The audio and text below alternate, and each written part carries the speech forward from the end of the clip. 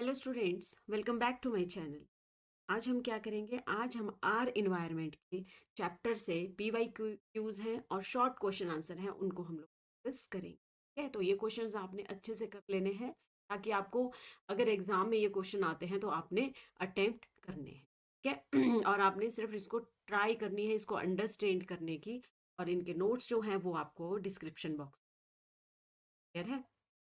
चलिए स्टार्ट करते हैं शॉर्ट क्वेश्चन आंसर से।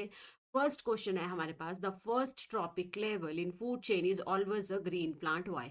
ठीक है, तो ये बोल रहे हैं कि फर्स्ट ट्रॉपिक लेवल जो है आपका फूड चेन का, वो हमेशा ही ग्रीन प्लांट क्यों होते हैं? तो इसलिए होते हैं क्योंकि they make their own food in the presence of sunlight. ठीक है, इसलिए हम उसको फर्स्ट ट्रॉपिक लेवल में रखते हैं। क्लियर है। Second question है, the following organism form a food chain. Which of these will have the highest concentration of non-biodegradable chemicals? Name the phenomenon associated with it. Clear है। ये question पूछ रहे हैं कि उस ऑर्गेनिज्म का नाम बताना है आपके पास जिसके पास हाईएस्ट कंसंट्रेशन है नॉन बायोडिग्रेडेबल केमिकल्स। क्लियर है, तो वो उसका अपने ऑर्गेनिज्म का नाम बताना है, वो है हॉक। क्लियर है। अब इसमें पूछा है कि क्या इस फिनोमिनन को क्या बोलते हैं? इस फिनोमिनन को बोलते हैं बायोमैग्निफिकेशन। क्लियर है। जैसे जैसे आपकी फूड चेन का ट्रॉपिक लेवल इंक्रीज होता जाएगा वैसे ही नॉन बायोडिग्रेडेबल केमिकल्स भी इंक्रीज होते जाएंगे। क्लियर है, तो स्टॉप मोस्ट पे होंगे हमारे, और उस प्रोसेस को बोलते हैं बायोमैग्निफिकेशन। क्लियर है, समझ में आया बायोमैग्निफिकेशन क्या है? ओके। नेक्स्ट क्वेश्चन है, which of the following are always at the second trophic level of food chain? Clear है। Carnivores, autotrophs and herbivores. तो हम उसको लेंगे हर्बीवोर्स। क्लियर है। फर्स्ट आगे हमारे पास ऑटोट्रॉप्स जो अपना खाना खुद बनाते हैं, फिर आगे हर्बीवोर्स। ठीक है, हर्बीवोर्स जो हैं वो प्लांट्स को खाते हैं। नेक्स्ट आते हैं हमारे पास कार्निवोर्स। तो देखो, ऑटोट्रॉप्स के पास सबसे कम नॉन बायोडिग्रेडेबल केमिकल्स होगा। जैसे जैसे ट्रॉपिक लेवल इंक्रीज होएगा वैसे वैसे नॉन बायोडिग्रेडेबल का कंसंट्रेशन भी इंक्रीज होगा। तो जो टॉप पे होगा उसके पास सबसे ज्यादा नॉन बायोडिग्रेडेबल केमिकल होगा। उस प्रोसेस को हम बोलते हैं बायोमैग्निफिकेशन। क्लियर है, ये प्रीवियस ईयर में आए हुए हैं आपके, बहुत important question. Okay. Next question है, write the full name of the group of compound mainly responsible for the depletion of ozone layer. तो उस कंपाउंड का आपने नाम बताना है। क्लियर है, जो कि ओजोन लेयर को खत्म कर रही है, दैट इज क्लोरोफ्लोरोकार्बन, CFC। इसकी फुल फॉर्म भी आती है, कौन है? क्लोरोफ्लोरोकार्बन। क्लियर है, इतने 4 क्वेश्चन आपको समझ में आ गए। क्लियर है। नेक्स्ट क्वेश्चन चलते हैं हम। We do not clean natural ponds और lakes but an aquarium need to be cleaned regularly, why is it so? explain। Clear है। जैसे हम लोग क्या करते हैं कि जैसे नेचुरल पॉन्ड और लेक है, क्लियर है, उनको हम तो क्लीन कभी नहीं करते हैं, लेकिन जब हम एक्वेरियम, एक्वेरियम क्या होता है? ठीक है, ट्रांसपेरेंट बॉक्स है जिसमें वाटर होता है और उसमें हम लोग फिशेस को रखते हैं। तो उनको हम लोग, आपने देखा होगा जिन्होंने भी रखे हैं, उनको बार बार क्लीन करना पड़ता है रेगुलरली। पर क्यों करना पड़ता है? क्लियर है। An aquarium is an artificial and incomplete ecosystem as compared to ponds or lakes, which are natural, self-sustaining and complete ecosystem where there is a perfect recycling of materials। Clear है। तो क्या होता है, aquarium जो है वो artificial है, man made है और इनकम्प्लीट इकोसिस्टम है। क्लियर है, उसमें कोई भी रिसाइकलिंग नहीं हो रही है, कोई भी सेल्फ सस्टेनिंग नहीं है, तो इसलिए उसको हमको बार बार जो है वो क्लीन करना पड़ता है, एज कंपेयर टू लेक्स और पॉन्ड जो नेचुरल है। क्लियर है, सेल्फ सस्टेनिंग हो रही है, कंप्लीट इकोसिस्टम है। क्लियर है, कंप्लीट रिसाइकलिंग ऑफ मिनरल्स हैं। तो इस तरीके से इसलिए हमको एक्वायरियम की जो है वो रेगुलर क्लीनिंग करनी पड़ती। क्लियर है, बहुत इंपॉर्टेंट क्वेश्चन है और ये सारे आपने लर्न करने हैं क्योंकि ये प्रीवियस ईयर में आए हैं। क्लियर है। Next question, energy flow in food chain always unidirectional. ठीक है, ये पूछ रहे हैं कि जो एनर्जी फ्लो होती है फूड चेन में वो हमेशा हर डायरेक्शन में होती है। Justify this statement, explain how the pesticides enter a food chain and subsequently get into our body. और इनका क्वेश्चन है कि एक तो इस स्टेटमेंट को जस्टिफाई करो, सेकंड है कि पेस्टिसाइड्स जो होते हैं वो हमारी बॉडी में, फूड चेन से वो हमारी बॉडी में कैसे पहुंच जाते। क्लियर है। तो आंसर है, the energy flow through different step in the food chain is unidirectional because energy enter from sun and move from producer to consumer with energy lost as heat at each step. So it can not return back. ठीक है, जैसे जैसे आपका energy है, हमारे हमारे में energy कैसे आई, एनर्जी आती है सन से, क्लियर है। तो सन से आई प्रोड्यूसर में, प्रोड्यूसर से आई कंज्यूमर में, जो कंज्यूम कर रहे हैं, जो प्रोड्यूस कर रहे हैं, वहां से आया कंज्यूमर में। और हीट जो है वो लॉस्ट हो रही है हर एक स्टेप में और वो वापिस नहीं आती है, क्लियर है।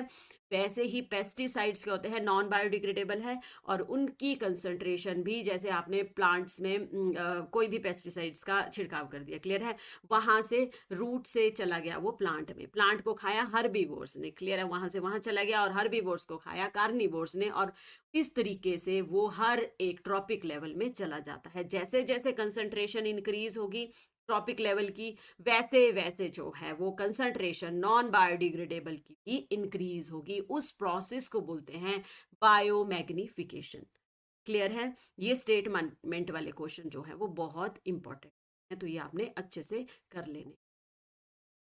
नेक्स्ट क्वेश्चन है, what is ozone, how and where is it formed in the atmosphere, explain how does it affect ecosystem.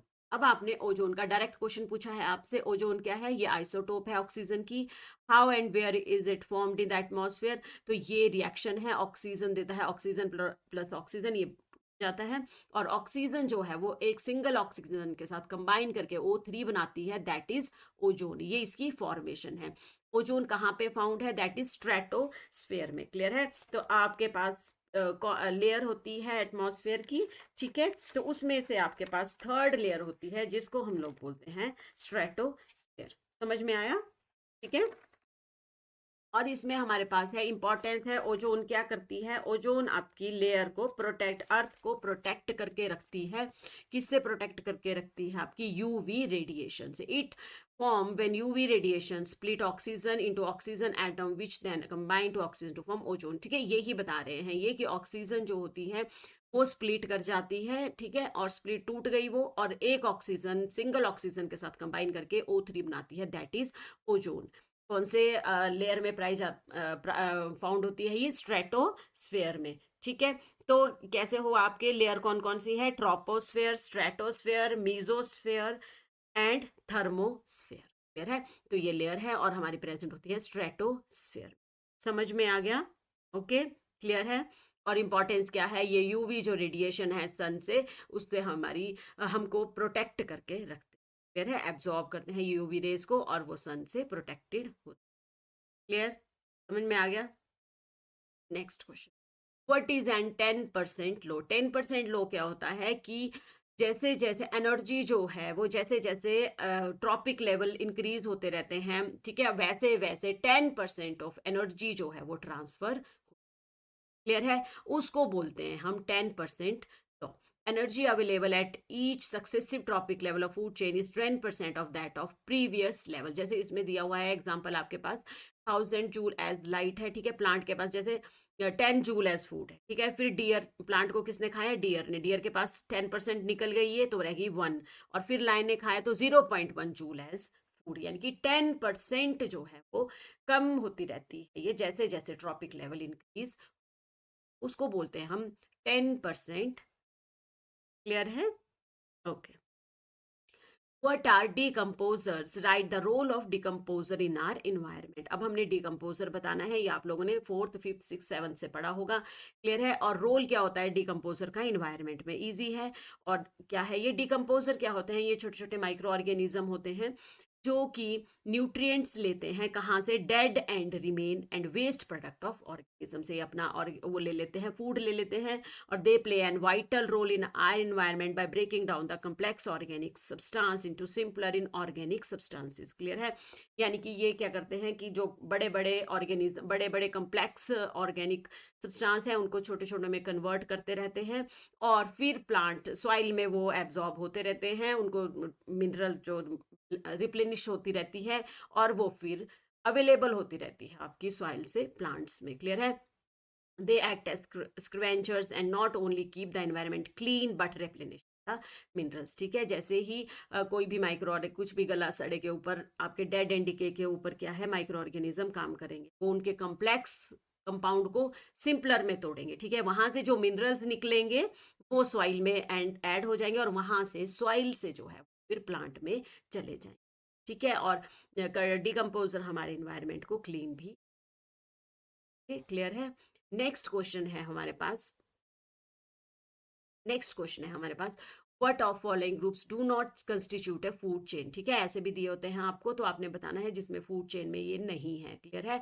तो 1 and 4, wolf, rabbit, grass and lion, plankton, man, grasshopper या fish, hawk, man, grasshopper या fish, या grass, snake and wolf and.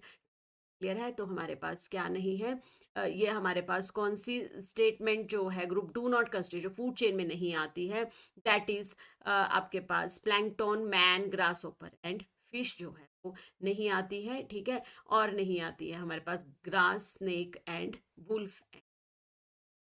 Clear है, समझ में आ गया। तो इस तरीके से आपके पास क्वेश्चन। नेक्स्ट क्वेश्चन है हमारे पास, the percentage of solar energy which is not converted into food energy by the leaf of green plant in terrestrial ecosystem is about.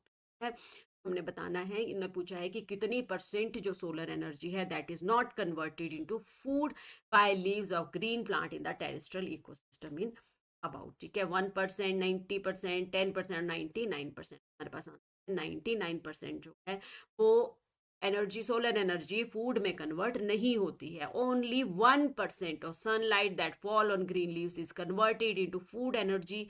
तो 99% of solar energy remain unutilised. ये question घुमा के दिया हुआ है ये।